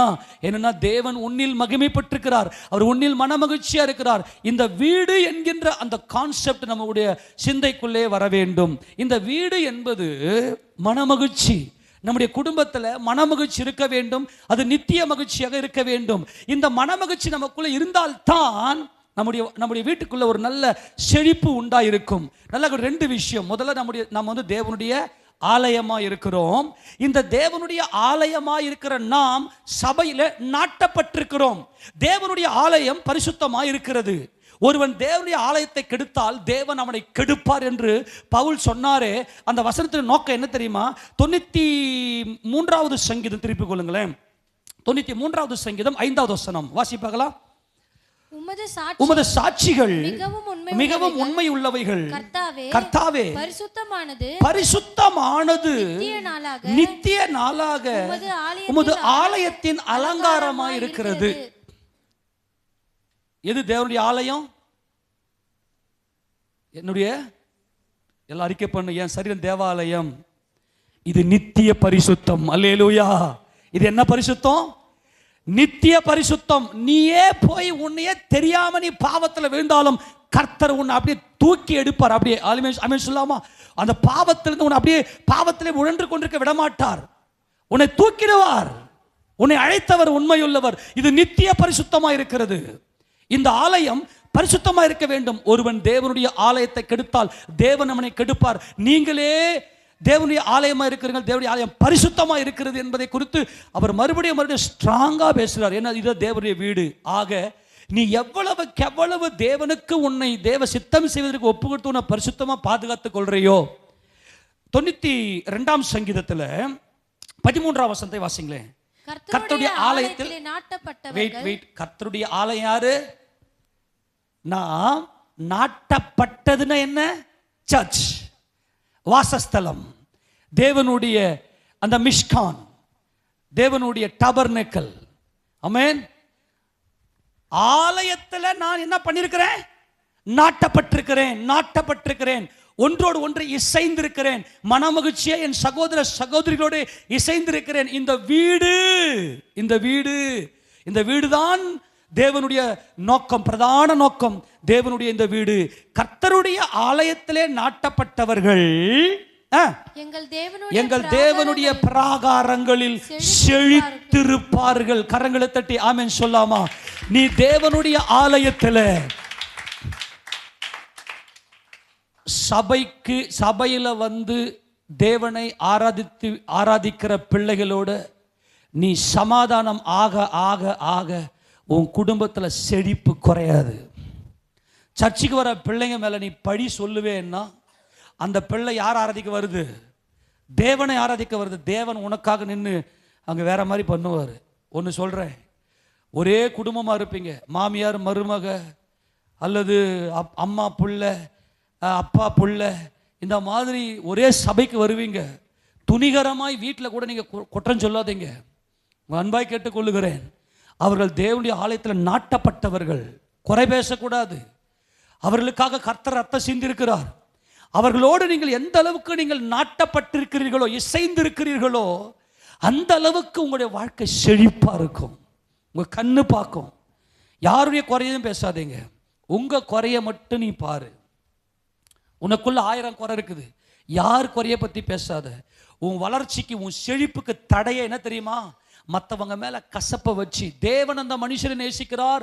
அவன் தேவ சாயலும் தேவ ரூபத்தின்படி உண்டாக்கப்பட்ட மனுஷன். அந்த மனுஷன் மேல நீ கசப்பு வச்சு இருப்ப. நான் ஏற்கனவே ஆரம்பத்தில் தெளிவாக சொல்லிட்டேன். இன்னைக்கு நிறைய குடும்ப தலைவர்கள் நிறைய கடன் பிரச்சனை இருப்பதற்கு காரணம் என்னன்னா, அந்த மனைவிமார்கள் அவங்க வீட்டுக்காரர் மேலே அவ்வளோ கசப்பு வச்சிருப்பாங்க. அவன் எவ்வளோ சம்பாதிச்சாலும் வட்டிக்கே கொடுத்துட்டு முன்னுக்கே வரமாட்டான் அவன். நான் இப்போ ஏசப்பா நாமத்துக்கு நான் ஸ்பிரிச்சுவலாக உள்ளே கொண்டு போனேன்னா ஒருத்தர் கூட உட்கார மாட்டேங்க, ஓடி போயிடுவீங்க நீங்கள். நான் தயவுசெய்து சொல்கிறேன். நான் அதனால தான் நான் அதெல்லாம் விட்டுட்டு நான் உங்களுக்கு ஹைலைட்டாக சொல்லிக்கின்னு வரேன். நீங்கள் என்ன பண்ணுறீங்கன்னா இதெல்லாம் புரிய மாட்டேங்குது. நீங்கள் நிறைய பேர் கடன் பிரச்சனையில், நிறைய போராட்டத்தில், நிறைய குடும்ப தலைவர்களால் முன்னேற முடியாது இருக்கிறதுக்கு காரணம் என்னன்னா, ஏதோ ஒரு விஷயத்தில் அவங்க மனைவியினுடைய இருதயத்தை உடைச்சி வச்சிருப்பாங்க. மனைவி என்ன பண்ணாங்க, வீட்டுக்காரர் மேலே பயங்கர மனத்தாங்கல் இருக்கும். அந்த புருஷனால இவர் நினச்சினுக்கிறாரு, இவர் நான் போயிட்டு என்னென்னமோ போய் சாதிச்சுறேன், இந்த பிஸ்னஸ் பண்ணுறேன், அந்த பிஸ்னஸ் பண்ணுறேன், இப்படி பண்ணுறேன், அப்படி பண்ணுறேன்னு. இது என்ன பண்ணிருக்கேன்னா, என் வீட்டுக்காரன் எனக்கு இப்படியெல்லாம் துரோகம் பண்ணுறானே, என்னை இப்படியெல்லாம் என்னை புரிஞ்சிக்க மாட்டேங்கிறானே, என்னை இப்படிலாம் அப்படின்னு உடஞ்சிருக்கும். அங்கே பிஸ்னஸ் அப்படியே சுக்குநூறாக நொறுங்கும். இது இங்கே உட்காந்துக்கின்னு அப்படியே கர்த்தருக்குள்ள என் வீட்டுக்காரர் எவ்வளோ மனமகிழ்ச்சியாய் என்னை என் கணவன் இப்படியா நேசிக்கணும், அப்படி கர்த்தருக்கு அந்த கணவன் மேலே அப்படியே அந்த நேசத்தை பொங்கி உள்ள பொங்க பொங்க பொங்க நல்லா இருப்பான் அவன். அவன் சொல்லாமா, ரகசியமே நான் மாட்களுக்கு இது புரிய மாட்டேங்குது. அதனால நான் அதான் பலமுறை சொல்லிட்டேன், சண்டை கண்டா வந்துருச்சுன்னா பிரதர்ஸ் கதவை சாத்தி நெடுக்க காலில் விழுந்துரு, பொண்டாட்டி காலில் விழுந்துட்டேன்னா நீ தச்சேன்னு அடிக்கடி சொல்லியிருக்கிறேன். நானும் 25 சண்டைலாம் வரும், விடவே மாட்டேன், உட்காந்து காம்ப்ரமைஸ் பண்ணிட்டு தான் மறு வேலையை பார்ப்பேன்.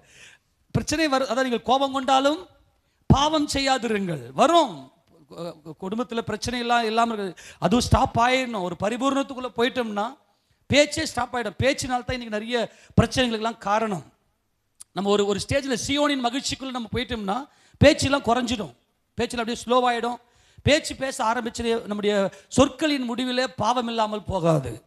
அதனால் நம்முடைய செழிப்பு எங்கே இருக்குது அப்படின்னா, நீ கர்த்தருடைய ஆலயத்தில் நாட்டப்பட்டிருக்கிறியே, நீ கர்த்தருடைய ஆலயத்தில் நாட்டப்பட்டிருக்கிறன்னா உன் சகோதரன் மேலே உன் சகோதரி மேலே உனக்கு எந்த ஒரு கசப்பும் இருக்காது. உன் செழிப்பை தடுக்கவே முடியாது. கர்த்தருடைய மகிமையாய் கொடுத்து விடுவார். நான் ஒரே ஒரு விஷயத்தை மட்டும் சொல்லி இப்போ நான் முடிக்க போகிறேன். இந்த தேவனுடைய வீடு என்கின்ற இந்த திட்டத்தில் தான் ஆதாமை சிருஷ்டித்தார். ஆதாமை சிருஷ்டித்த நோக்கம் என்னவென்றால், எனக்கு ஒரு வீடு தேவை ஆதாம், எனக்கு நான் மனுஷர்கள் மத்தியில் நான் வாசமாக இருக்க விரும்புகிறேன், இந்த மனுஷர்கள் என்னை முகமுகமாய் தரிசித்து இந்த மனுஷர்களோடு கூட நான் உறவாட விரும்புகிறேன் ஆதாம் அப்படின்னு சொல்லிட்டு நான் ஆதாமை படைத்தார். ஆனால் இந்த ஆதாமோ கர்த்தருடைய வீட்டை குறித்த தரிசனம் இல்லாதவனாய் பாவம் செய்து விட்டு கர்த்தரை விட்டு தூரம் வந்து விட்டான். ஆனால் ஆபிரகாம் என்கின்ற ஒரு மனுஷன் கர்த்தருக்கு தம்மை ஒப்பு கொடுத்து தேவனுடைய அந்த மகிமையினாலே தேவனுடைய பிரசன்னத்துக்குள்ள வந்து அந்த அந்த ஆசீர்வாதம் அப்படியே ஈசாக்குக்கு வந்து அந்த ஆசீர்வாதம் அப்படியே யாக்கோபுக்கு வந்தது. யாக்கோபுக்கு மட்டும்தான் கர்த்தருடைய வீடு, கர்த்தருடைய வீடு என்கின்ற ரகசியம். கர்த்தருடைய வீடு என்றால் நீங்க என்ன நினைக்கிறீங்க? 1000 வருட அரசாட்சி. கர்த்தராகிய இயேசு கிறிஸ்துவினுடைய 1000 வருட அரசாட்சி. இந்த பூமியில இயேசு ராஜா எழுத்தின்படியே இருக்கிற அந்த எருசலேமில் அந்த சியோன் மலையில் தேவாலயம் கட்டி, அந்த தேவாலயத்தில் இப்போ கட்டப்படுற 3rd டெம்பிள் அல்ல, 4th டெம்பிள், எசேக்கியல்ஸ் டெம்பிள். அந்த எசேக்கியல் டெம்பிளில் அவர் வந்து அங்கே வாசமாக இருந்து தம்முடைய சகோதரர்களோட நீதி உள்ள அரசாட்சி. 122ஆம் சங்கீதத்தில் நம்ம பார்த்தோமே, அங்கே இஸ்ரவேலுடைய கோத்திரம் 12 கோத்திரங்களும் அங்கே வரும். அங்கே தாவீதினுடைய சிங்காசனத்தின் நியாயாசனம் அங்கே இருக்கும். அல்லேலூயா. இந்த தேவனுடைய வீடு என்கின்ற இந்த தேவ சித்தம் யாருக்கு வெளிப்பட்டது என்றால் யாக்கோபுக்கு. எடுத்து அந்த வசந்த வாசிங்க, நான் சொல்கிறேன் உங்களுக்கு. இதை மட்டும் வாசித்து நம்ம சொல்லிட்டு நான் முடிக்கிறேன். கர்த்தர் நல்லவர், கர்த்தருடைய பரிசுத்த நாமத்துக்கு மகிமை உண்டாவதாக. 28ஆம் அதிகாரம் ஆதியாகமத்தை திருப்பி கொள்ளுங்க பார்க்கலாம். 28ல் 22ஆம் வசந்த வாசிங்க. 28, 22. நான் தூணாக நிறுத்தின இந்த கல் தேவனுக்கு வீடாகும். அல்லேலூயா. கையை வைத்து சொல்லுவோமா? தேவனுக்கு என்ன ஆகும்? தேவனுக்கு என்ன ஆகும்? வீடு ஆகும். தேவனுக்கு என்ன ஆகும்? இந்த கல். ஆமென் சொல்லுங்களேன். இந்த கல்லை அவர் என்ன செய்றார்னா அபிஷேகம் பண்ணுகிறார். அபிஷேகம் பண்ணுகிறார். எண்ணெயை எடுத்து வார்த்து. ஆமெனா. அந்த வசந்த வாசிக்க பார்க்கலாம். 18 வாசி பார்க்கலாம். அதிகாலையில யாக்கோபு எழுந்து தன் தலையின் கீழ் வைத்திருந்த கல்லை எடுத்து அதை தூணாக நிறுத்தி எண்ணெய் வார்த்து அபிஷேகம் பண்ணி, இந்த கல் தேவனுடைய குமாரன். தேவன் தம்முடைய குமாரனுக்கு தம்முடைய ஆவியை பரிபூரணமாய் கொடுத்திருக்கிறார். இந்த கல் தேவனுடைய வீடு. இந்த கல் இந்த பூமியில 1000 வருடம் தேவனுடைய அரசாட்சி செய்யும். தேவனுடைய வீடாக தன் சகோதரர்களுக்கு நன்மை செய்யும். அந்த 1000 வருட அரசாட்சியில மனமகிழ்ச்சி மனமகிழ்ச்சி மனமகிழ்ச்சி மனமகிழ்ச்சி மட்டுமே தனது சகோதரருக்கு கொடுப்பார் நமது ஆண்டவராக இயேசு கிறிஸ்து. இந்த வீடு என்பதனுடைய நோக்கம் என்னவென்றால், கிறிஸ்து இயேசு இந்த பூமியிலே 1000 வருஷம் அவர் ஆளுகை செய்ய வேண்டும். அல்லேலூயா சொல்லுவோமா? ஆபிரகாம் என்றால் மலை. ஏன்னா மோரியா மலையில, அந்த சியோன் மலையில தேவனுடைய வீடு கட்டப்பட போகிற அந்த மலையில ஆபிரகாமை கர்த்தர் அங்கே சோதித்து, அங்கே பரீட்சித்து, ஆபிரகாமை உயர்த்தி அங்கதான் வாக்குத்தத்தம் கொடுக்கிறார். தமது பேர்லயே ஆணையிடுகிறார். ஆபிரகாமுக்கு ஆணையிடுகிறார். மலை மேல இருக்கிற ஆபிரகாமுடைய சந்ததியாக உலகத்தில் இருக்கிற எல்லாரும் ஆபிரகாம் கிட்ட நெருங்கலாம். ஏன்னா மலை மேல இருக்கிற பட்டணம் மறைந்திருக்க மாட்டாது. ஆபிரகாமுக்கு, நல்லா புரிஞ்சுக்கணும், ஆபிரகாமுக்கு மலைதான் ஆபிரகாமுக்கு தரிசனம். அப்போ உலகத்தில் இருக்கிற எல்லாருமே நாங்கள்லாம் ஆபிரகாமின் சந்ததின்னு சொல்லிக்குவாங்க. இன்றைக்கும் பார்த்தீங்கன்னா இந்து, முஸ்லீம், கிறிஸ்டியன் பார்த்தீங்கன்னா நாங்கள் எல்லாருமே ஆபிரகாமுடைய சந்ததின்னு சொல்லி சண்டை போட்டு எல்லாரும் அவர்கிட்ட, ஆபிரகாம் கிட்ட போவோம். அது ஆபிரகாம் என்பது இரக்கம். உலகத்தில் எல்லாரும் கடவுள் பக்தி உடையவர்களாக ஆபிரகாம் கிட்ட போயிடலாம். ஆமேனா? ரெண்டாவது, ஈசாக்கு வயல்வெளியில வாக்குத்தத்தம் கொடுக்கிறார். வயல்வெளி, ஈசாக்கு பஞ்சகாலத்தில் விதை விதைக்கிறார், 100 மடங்கு அறுவடை செய்கிறார். எத்தனை மடங்கு அறுவடை செய்கிறார்? 100 மடங்கு ஆசீர்வாதத்தை பஞ்சகாலத்தில் கர்த்தர் கொடுத்து ஆசீர்வதிக்கிறார். பலனை பெறுகிறார்கள். ஆண்டவரே எனக்கு இது இல்லப்பான்னு சொல்லும் போது ஈசாக்கினுடைய ஆசீர்வாதம் பலன், ஆபிரகாமுடைய ஆசீர்வாதம் மலை, ஈசாக்குடைய ஆசீர்வாதம் வயல்வெளி, ஃபீல்டு. அங்கே மலையில் இருக்கிற எல்லாருமே எல்லா கண்ணுக்கும் தெரியும். ஆமேனா? தெய்வ பக்தி உள்ளவர்களுக்கு எல்லாரும் உள்ள வரலாம், ஆண்டுக்குள்ள வரலாம். நல்லா புரிஞ்சுங்க, ஆபிரகாமுடைய அந்த ஒரு பக்தி மார்க்கம், ஆபிரகாமுடைய அந்த ஸ்டேஜ், எல்லாரும் சர்ச்சுக்குள்ள வரலாம். ஏதோ நானும் வரேன் போறேன்னு இருப்பாங்க. ஆனால் ஈசாக்கினுடைய தரிசனம் புரிஞ்சவர்கள் மட்டும்தான் கர்த்தர்கிட்ட இருந்த பலனை அனுபவிப்பார்கள். நான் சொல்றது புரிஞ்சுக்க முடியுதா? ஆமேனா? 100 மடங்கு பலனை ஈசாக்கு அந்த வருஷத்துல அறுவடை செய்தார். அப்போ எல்லாரும் கர்த்தர்கிட்ட வரலாம்.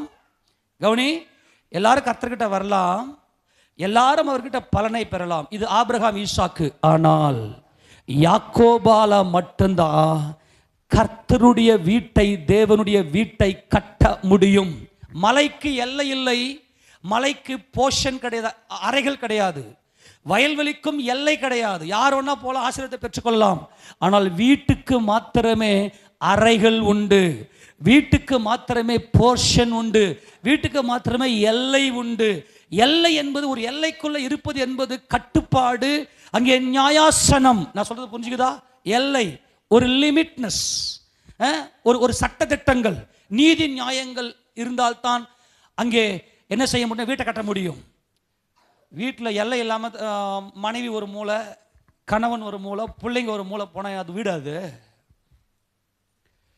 ஆக யாக்கோபுக்குள்ள என்ன நடந்துச்சுன்னா, a divine covenant and holy mission. யாக்கோபுடைய மார்க்கம். வீட்டை எல்லாரும் கட்ட முடியுமா அப்படின்னா எல்லாரும் கட்ட முடியாது. வீடு கட்டப்பட்டுருச்சு அப்படின்னா அது சியோன், அது எருசலேம். யாக்கோபால மட்டும்தான் வீட்டை கட்ட முடியும். யாக்கோபுக்கு மட்டும்தான் இது தேவனுடைய வீடு.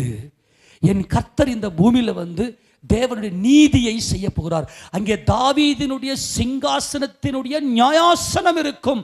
தாவீது இந்த யாக்கோபுக்கு வெளிப்பட்ட இந்த கர்த்தருடைய வீடு என்கின்ற இந்த கான்செப்ட் நல்லா கவனிங்க. கர்த்தருடைய வீடு என்கின்ற, தேவனுடைய வீடு என்கின்ற இந்த சித்தம், தேவ சித்தம் தாவீதுக்குள்ளே பூரணப்பட்டு, யாருக்குள்ளே பூரணப்பட்டு?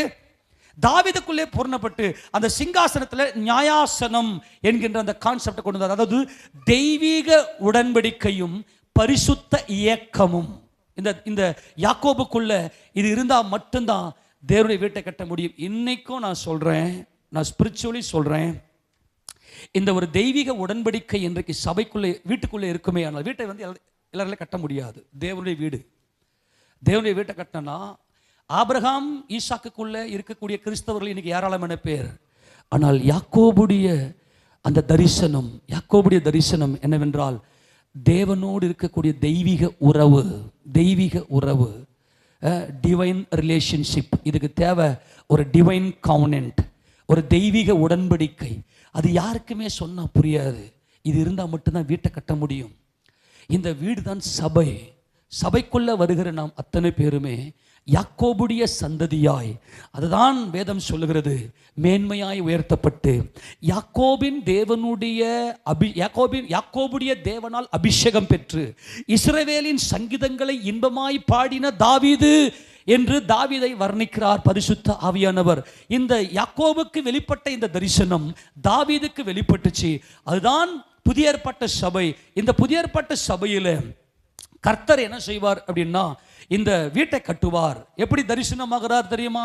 இங்கே யாக்கோபுக்கு நல்லா கவனிங்க, ஒரு ஏணி, அவர் வந்து அந்த பெத்தேல்ல வராரு, ஒரு பயங்கரமான ஓலையிடுதலும் வனாந்தரமான இந்த இடத்துல வந்து ஒரு கல்லை எடுத்து வைத்து படுத்துக் கொள்கிறார். இந்த கல், அந்த கல்லிலிருந்து நான் நினைக்கிறேன், அந்த கல்லிலிருந்து ஒரு ஏணி, அந்த ஏணி என்பது கிருபை, ஏணி என்பது கிருபை. அந்த ஏணியினுடைய நுனியில ஒருத்தர் இருக்கிறாரு, கர்த்தர் இருக்கிறாரு. கர்த்தர் இருக்கும்போது தேவ தூதர்கள் அந்த ஏணியில ஏறுகிறவர்களும் இறங்குகிறவர்களுமா இருக்கிறார்கள். ஏறுகிறார் என்று சொன்னால் கர்த்தராகிய இயேசு கிறிஸ்து இந்த பூமியிலே வந்து பாவத்தை சிலுவையிலே ஆணி அடித்து கொன்று தேவ ராஜ்யத்தை இந்த பூமியில ஸ்தாபித்து மரித்து அடக்கம் பண்ணப்பட்டு மூன்றாவது நாள் ஏறி உயிரோடு எழுந்து 40 நாள் தம்முடைய சீஷர்களுக்கு காட்சி கொடுத்து அவர் ஏறி பரலோகத்துக்கு எடுத்துக்கொள்ளப்பட்டு ஏறினவர் பிதாபகத்தோடு சிங்காசன வலது பஸ்ல உட்கார்ந்து இருக்கிறார். அவர் இறங்கி வருவார். கையை தட்டி மகிழ்ச்சி செலுத்துவோமா? ஏறுகிறவர்களும் இறங்குகிறவர்களும் யாவையும் செய்து முடித்த இயேசு கிறிஸ்து ஏறி தேவனுடைய வீடாகிய தேவனுடைய ஜீவனுள்ள கல்லாகிய இயேசு கிறிஸ்து ஏறி யாக்கோபு பட்டு கேப்சர் பண்ணிக்கிறாரு. இது தேவகுமாரன், இது தேவனுடைய கல், இது தேவனுடைய வீடு. இந்த வீடு என்கின்ற இந்த கான்செப்ட் யாக்கோபுக்கு கல்யாணம் ஆகும்போது என்ன வயசு? வீட்டை விட்டு போகும்போது தான் 77. வீட்டை விட்டு வெளியே யாக்கோபு வீட்டை விட்டு வெளியே போகும்போது என்ன வயசுங்க? 77. நம்மளாம் கணக்கு பண்ணையா அந்த நோட்ல எடுத்து பாருங்க. அவர் அங்கே 7 வருஷம் ஆடு மேய்க்கிறார். அது ஒரு 7னாக்கா 84. அப்போ 84 85 வயசுக்கு தான் அவருக்கு மேரேஜ் ஆகுது. அது வரைக்கும் அவர் காத்திருக்கிறார். இதனுடைய டெப்த்துக்கு நம்ம போனோம்னா வேற மாதிரி போயிடும். நான் விட்டுறேன், உங்களை விட்டுறேன், அதுக்குள்ள போக விரும்பல. கவனிங்க, இந்த கல் தேவனுக்கு வீடு, இதான் மூளைக்கல். இந்த மூளைக்கல்லோடு நாங்கள் இசைந்திருக்கிறோம். அல்லேலூயா. இந்த பூமியில 1000 வருட அரசாட்சி செய்ய போகிறார். ஏறினவரே இறங்குகிறவருமா இருக்கிறார். தேவரீர் நீர் நீர் நீர் பரலோகத்துக்கு ஏறி சிறைப்பட்டவரை சிறையாக்கி கொண்டு போய் துரோகிகளான மனுஷர்களுக்கு நீர் வரங்களை பெற்று கொடுத்திருக்கிறீர். நம்ம எல்லாருக்கும் வரங்கள் இருக்கிறது. ஆமேனா? நம்ம எல்லாருக்கும் என்ன இருக்குது? ஒவ்வொருத்தருக்கும் ஒவ்வொரு வரம் இருக்குது. வரம் சபையில் செயல்பட்டுக்கணும் இருக்குது. நீ நினைக்கலாம், நான் எதுவுமே செயல்படலையே. நீ உள்ள வரத்தே ஒரு பெரிய வரம். ஆமேனா? நீ பாய போடுறது, பெருக்கிறது, சாமான் தேய்க்கிறது, சாப்பாடு செய்யறது, உள்ள சபைக்காக இயங்குற, இது கர்த்தர் கொடுத்த வரம். அப்ப நாம் அத்தனை பேருமே 1000 வருட அரசாட்சியில தேவனுடைய அந்த வீட்டில் இருப்போம். ஆமேனா? அல்லேலூயா சொல்லுவோமா? இதை நான் விளக்கி காட்டின ரொம்ப லேட் ஆகிடும், அதை முடிச்சிட்டேன். ஆக வீடு என்பது ஆபிரகாம் கிட்ட எல்லாம் போகலாம். கடவுள்பா நல்லவருப்பா இயேசுப்பா. இன்னைக்கும் பார்த்தீங்கன்னா நான் இந்த ரகசியமே தெரியாமல் நிறைய பேர் குழம்பி என்னடா இவர் இப்படியே இருக்கிறாரு, ஆபிரகாம் கிட்ட மட்டும் வந்துருக்குது, ஆபிரகாமுடைய தரிசனம் அவர்கள் இருக்குது, அதுக்கு மேலே அவரால் வரவே முடியாது. 2வது ஸ்டெப்பு ஆசீர்வாதம். நீ கேட்டனா ஆண்டவர் கொடுத்துருவாரு. நல்ல பலன் 100 மடங்கு பலன் எடுக்கலாம். அது கொஞ்சம் பேர் அவங்களுடைய விஷன் கொஞ்சமாக தான் இருக்கு, கொஞ்சம் தூர பார்வை, அவ்வளோதான். ஏன்னா மலை மேலே எல்லாருக்கும் தெரியும், வயல்வெளி நல்லா ஷார்ப்பாக உற்று நோக்கணும். ஆனால் தேவனுடைய வீடுன்னு சொன்னா உனக்குள்ள ஒரு தெய்வீக உடன்படிக்கையும் பரிசுத்த இயக்கமும் உனக்குள்ள ஹோலி. இந்த ஆலயம் தேவனுடைய ஆலயம். கர்த்தர் சொல்றவர்கள் கல்யாணம் பண்ண மாட்டேன்னு சொல்லிட்டு 77 ஆண்டு காலம் வரைக்கும் காத்திருந்து 77 வயசுல ஒரு வீட்டை விட்டு வெளியே போறாரு. 84 வயசுல திருமணமாகி கர்த்தருடைய சித்தத்தின்படி ராகேலும் லேயாலும் யாக்கோபுடைய குடும்பத்தை கட்டினார்கள். அதுதான் ரூத்தின் சரித்திர புத்தகத்தை வாசிக்கும் போது யாக்கோபுக்கு தன் வீட்டை கட்டின, ஆமேனாம், தன் வீட்டை கட்டின ராகேலும் லேயாலும் போல இந்த ரூத் உன் வீட்டை கட்டுவராக. போவாஸ் அந்த வம்சத்தில் வந்தவர் தான் தாவீது. அந்த தாவீதுக்கு தெரிஞ்சு போச்சு தேவனுடைய வீடு, அவர் 1000 வருட அரசாட்சி இந்த பூமியில் செய்ய போறார். அதுக்கு தான் நம்மளை தயார்படுத்துறாரு. ஆமேனா? நம்ம எல்லாருமே இந்த வேதத்தை நல்லா கற்று நீதி நியாயங்களை நல்லா புரிந்து கொண்டு நம் தேவனுடைய சமூகத்துக்குள்ள போய் அவர் வரும்போது அவரோடு கூட 1000 வருட அரசாட்சி செய்யும் போது அது மகிமையா இருக்கும். கர்த்தர் தம்முடைய சகோதரர்களுக்கு நீதி செய்வார், நியாயம் செய்வார், எல்லாரும் சந்தோஷமா இருப்பாங்க அந்த நாளில். இன்னும் 7 வருஷம் தான். அல்லேலூயா. எப்பா நான் சொல்றது இன்னும் எத்தனை வருஷம்? இன்னும் 7 வருஷத்துல நடக்க போகிறது. ராஜா வரப்போறார், ஏறினவர் இறங்க போறார். கிருபை, அந்த ஏணி கிருபை. அங்கதான் வாக்குத்தத்தம் கொடுக்கிறாரு. இப்ப யாக்கோபே, நான் உனக்கு சொன்னதை செய்யும் உன்னை கைவிடுவதில்லை. இதாங்க நமக்கு தேவன் கொடு. அந்த வாக்குத்தத்தம் மட்டும் வாசிக்கலாமா? 13 வாசிங்க பார்க்கலாம்.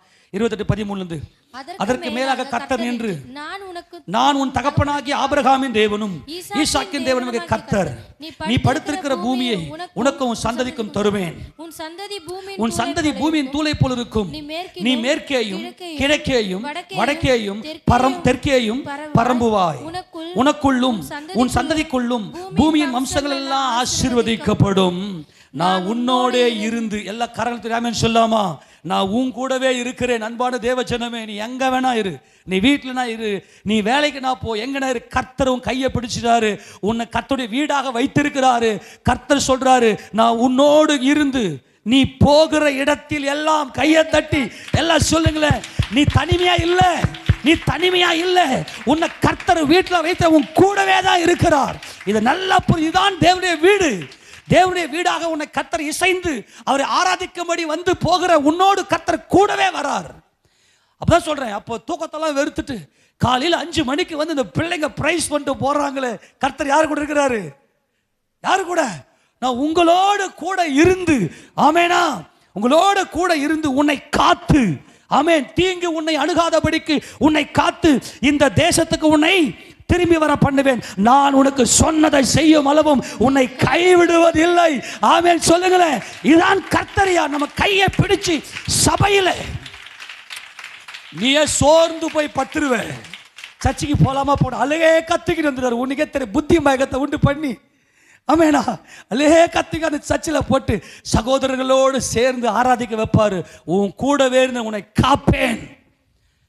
இதாங்க கர்த்தர் நமக்கு கொடுத்திருக்கிற தரிசனம், நமக்கு அழைத்த அழைப்பு. உனக்கே தெரியாது கர்த்தருடைய வாக்குத்தத்தம் உன்னை நடத்துகிறது. அதனால கர்த்தருடைய வீட்டை கட்டியிருக்கிறார். அவருடைய வீட்டில் நாம் இருக்கிறோம். இந்த ஸ்தலத்தில் வந்து போற உன் ஜபத்துக்கு அவர் கூர்ந்து கவனித்து பதில் கொடுக்கிறார். உன் ஜபம் ஒன்று கூட திரும்பி வராது. அது பரிபூர்ணமான செழிப்புள்ள ஆசீர்வாதம் திரும்பி வரும். இதுவே நம்முடைய கர்த்தருடைய பரிசுத்த நாமத்துக்கு மகிமை உண்டாவதாக. நம்மளால முழங்கால் படியிட்டு, ஆண்டவரே உமக்கு நன்றி அப்பா, எல்லாருமே முழங்கால் படியிட்டு